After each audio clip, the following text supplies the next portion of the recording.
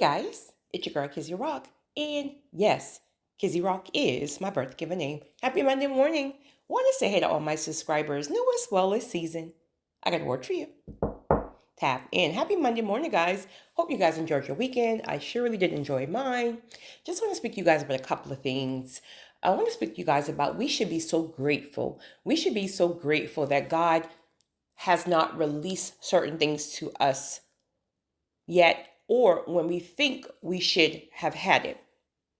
So I was listening to Pastor Bishop Bolding on yesterday, and listen, that message was so powerful. That message was so powerful. Oh my goodness. If I remember, I'll put it in the description if you guys didn't see it. But basically,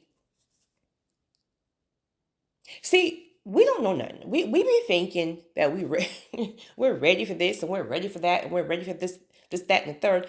And we don't even know that if God released some of those things when we think that we're ready, we are literally going to mess up. And when you're in it, when you're in the thick of that thing, you don't want to hear that, right? I mean, it's reality that God's timing is best. That's truth.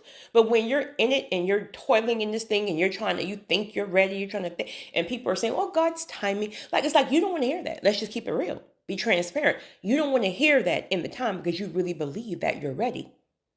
But it's not until you come to the end of yourself, which is a process. Be gentle with yourself. You'll spin your wheels one too many times. Seriously. And you won't even have a desire to try to make it happen any longer. So when you get to the point where you are 100% ready to release, I don't even mean 90%. I mean 100% ready. Again, it's a process. And you can finally take your hands off of that thing and say, you know what? Lord, truly, I accept your timing and your will. It is what it is. I trust you. I know you can't lie. It is what it is. I'm going on with my life. That is when you'll see God start to really move. But even within that process, because now you're not toiling, you can really hear.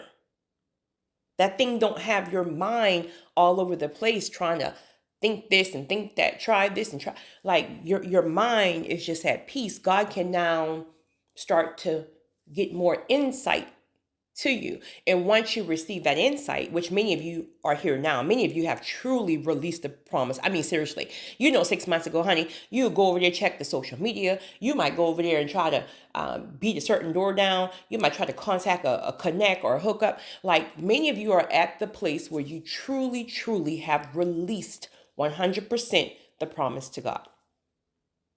And this is why now you're receiving more insight. And now what you're receiving is,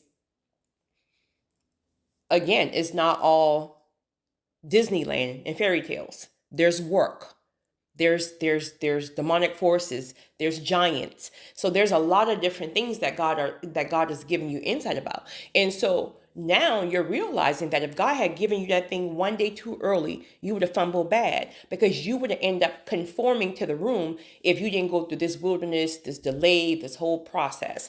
You were not strong enough to handle it. See, you only know or think you know, right, what's over there. But God hadn't even given you the full insight years ago. Now you have much more insight, and you're realizing now that there is no way in the world, if you would have walked into this promise 5 years ago, that you would be okay and that you would still have that promise. You would have conformed so bad, honey. You would have went from smoking weed to smoking crack. Kizzy, it's Monday morning, right? You would have conformed so bad because you weren't even solid in who you were. At that time, God is just giving you the promise, right? So you were just still your insecure self, not, but now that God have really developed you and now you know who you are in God, the confidence that you have, the fact that you know what God has said. When you know that you know, there's a confidence that can't be shook. So regardless of God's timing, regardless of spiritual warfare and attacks, when you know, there's a confidence that nobody can't tell you nothing when it comes down to your territory. But you weren't like that 5 years ago. Keep it real. The process got you there. So God knew what he was doing. So now if God opens that door tomorrow, you won't conform to the room. You will literally change the room. They will conform to you. And that's what God needed all along. But no, we want what we want when we want it. Raising my hand over here, right? You can tell me, honey. But now, listen, whew, child, it's such a beautiful place when you can thank God because you know without a doubt that if he had released that thing to you, you would not still be in that promised land. Child. We got to be thankful and grateful. Next, I want to speak to you guys about some of you going to get hit right here. I'm just a messenger. I'm just a vessel. Let me just tell you. And I don't know who it is.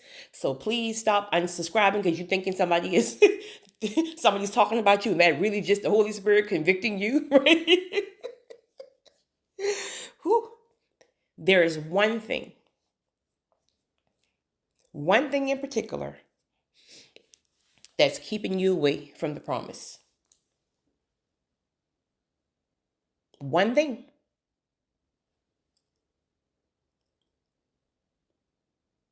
And as soon as I said that, an eagle literally just came and sit on the patio chair.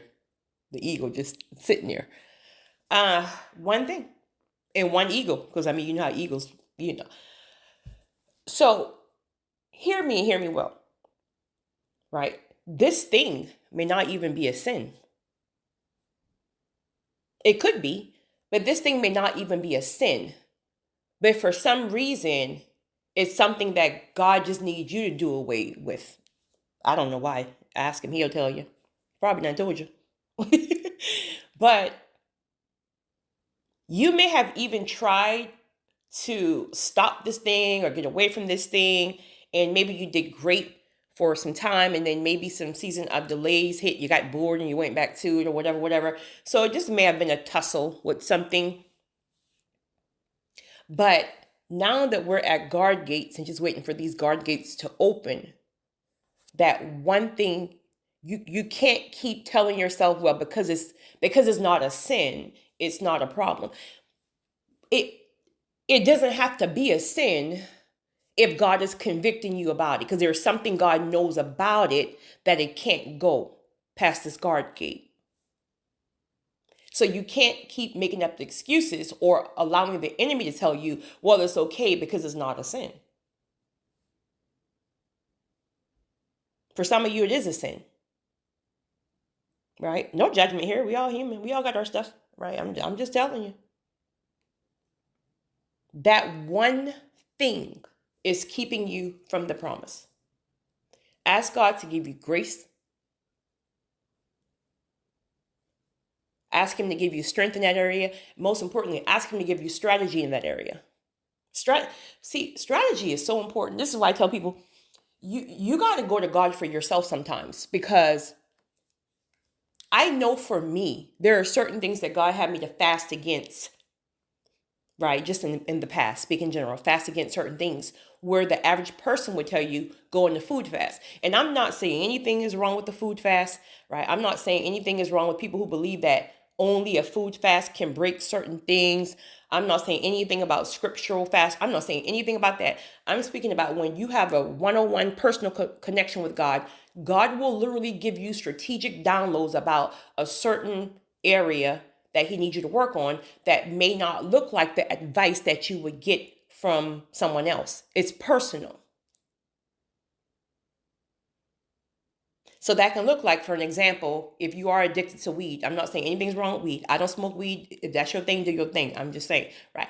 If that may be an addiction to weed, you smoke weed from the time you wake up to the time you go to bed. Okay, well, weed may not be illegal where you are. It's not a sin, etc., etc. I don't think it's a sin.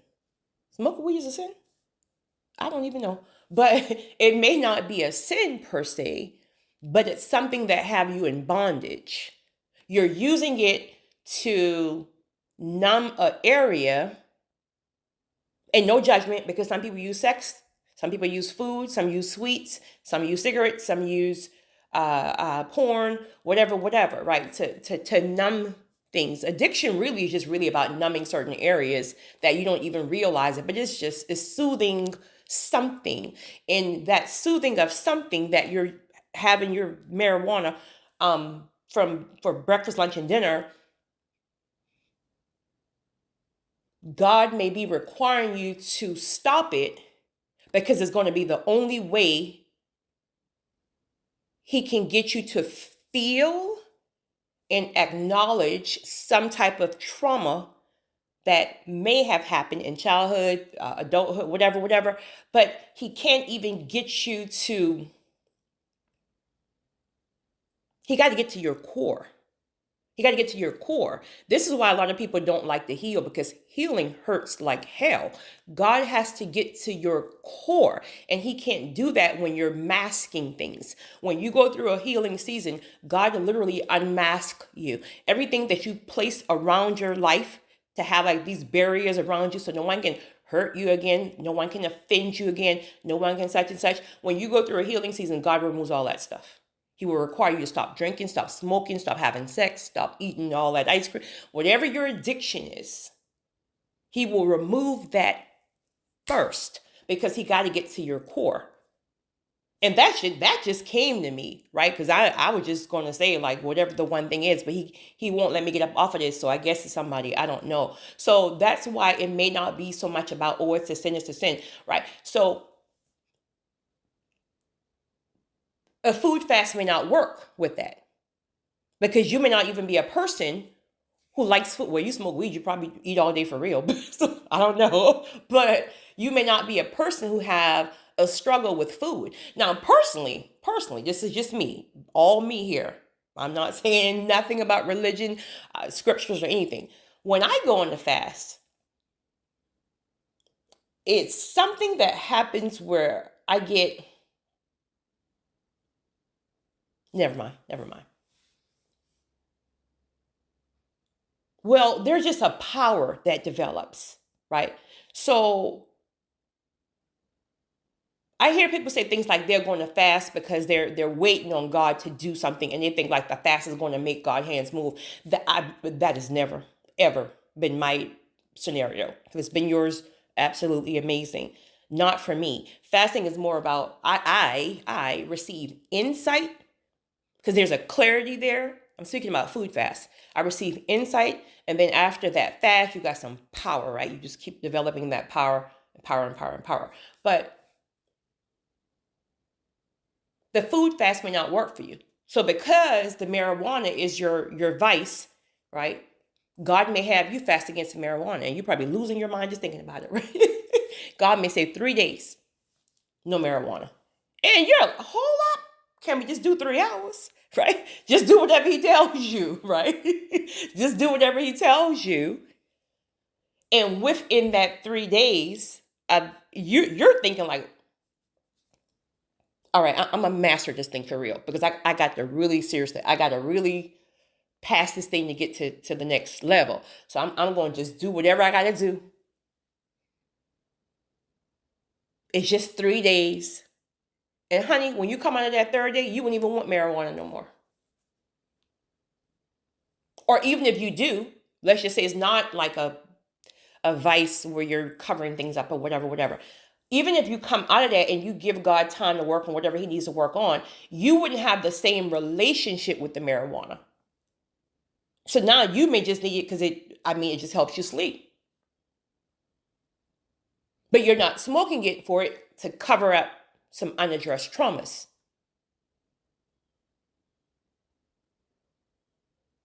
Okay, so it was 3 things. It was about we should be grateful that God made us wait. It was about the one thing. Oh, the last thing. Listen, y'all, please hear me well. Cause let me just tell you, honey, this came.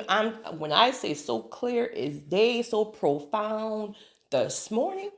Oh, it was for me, but it's for you guys too. Some of you guys. It's not even a bad thing. It's a great thing. So along this journey,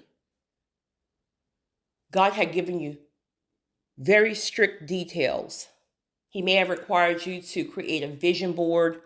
For me, it's journaling. For some people, it's just in your lodging your memory. Now, I have a great, seriously, I have the memory of an elephant. Whatever animal has the best memory, I don't even know. Like, I can remember everything, right? Everything. And, but more recently, right? Because I'm the person like, I don't need to make no vision board, because I remember, Lord, I remember everything you told me, right? So I never really made like a vision board per se. But lately, I keep hearing write the vision, make it plain. Where before I'm just like, yeah, I know most people need to do that, but not me, because I remember everything. But he was making me literally write, not making me, but he was having me to write it like more and more detail. And I know for me it was because he gave me more clear insight, where before I would have insight, right? But it's almost like he needed to be with the spirit of excellence, very precise, right? So some of you guys, whatever your thing was, you written those things down, whatever. When God opens his gate, you're at the gate. Some of you are already in. Many of you are at the gate. When God opens his gate, either you are going to pass your test or you're going to fail miserably. And when you fail, it's almost like there's not even a second chance. Because it's almost like, this is why I had you to go through such a strenuous process. This is why it took years and years and years and years. This is why I had you to fast. This is why I had you to such and such. This is why. So you are now prepared. You have all the information that you need for the gate to open and what's going on, right? Of course, there'll be other things. There's level in due season, so you'll learn other things along the way. But I'm speaking about getting in this gate. You already have everything you need. You don't need to buy anything else. You don't need to take another course. You already have everything that you need. When this gate opens, you're going to be up against giants that you did not imagine. But God knew this, so this is why he prepared you along the way. Okay. There are certain things that he told you that had to stop. If he had you to stop something in the process, right? Whatever it had, your weed, porn, or whatever he had you to perfect, it has to stay perfected. He didn't have you to stop that in the process just because you're in the process. He didn't have you stop it in the wilderness just because you're in the wilderness. And now that you're out the wilderness, no, I mean, that defeats the purpose.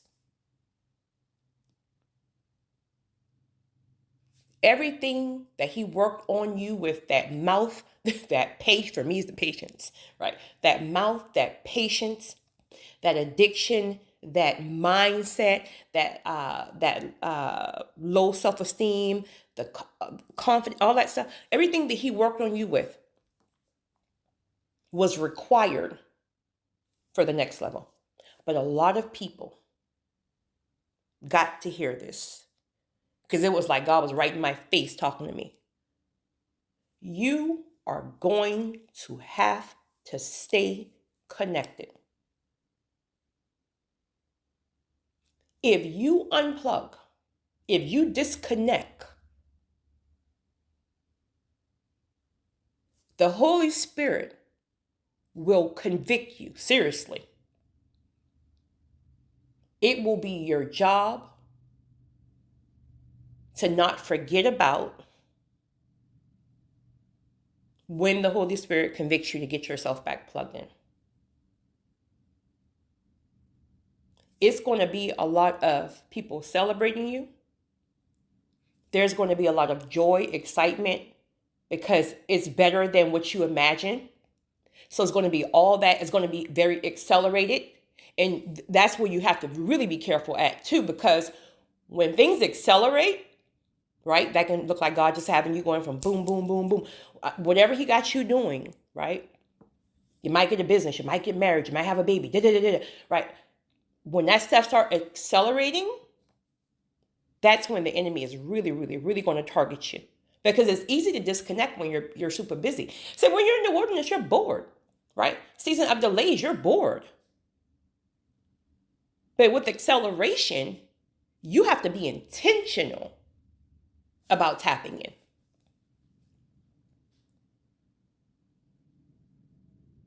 But we're not perfect. We're human. Like when I was on vacation, honey, I think like 4 days. I was going 7 days, 3 or 4 days, honey. Listen, I was enjoying myself. I ain't got to work. Right. I had a good time. When I did connect, it was very, very quick. And then maybe like day 4, it's like, listen here. But I paid attention to my convictions. So I stayed in.